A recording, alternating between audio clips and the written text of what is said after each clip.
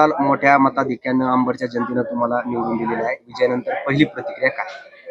प्रथमतः तर मी जनतेचे कोटी कोटी धन्यवाद मानणार. त्यांच्या पुढे नतमस्तक होऊन मी त्यांना धन्यवाद म्हणणार की त्यांनी इतकी मोठा विश्वास आमच्यावर दाखवून मला इतक्या प्रचंड मतांनी त्यांनी मला विजयी केले. त्याबद्दल मी त्यांचे खूप खूप आभार मानते.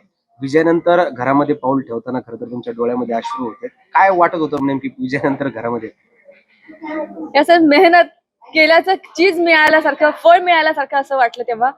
जरा इतकी मेहनत आपली केलेली वाया नाही गेली. कुठेतरी जनतेने आपल्यावर विश्वास दाखवला आणि त्या विश्वासाचं फलित एवढा मोठ्या मतदानाच्या ह्यांनी विजय झालोय. बरं, काय अंबडमध्ये पहिलं काय कोणतं काम हाती घेणार?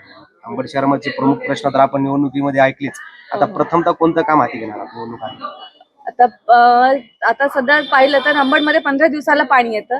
तर आम्ही ते पाण्याचा प्रश्न आधी हाती घेऊन पाण्याच्या जे 15 दिवसात आहे त्याच्यामध्ये कमीत कमी अंतर करण्याचा प्रयत्न करणार आहोत.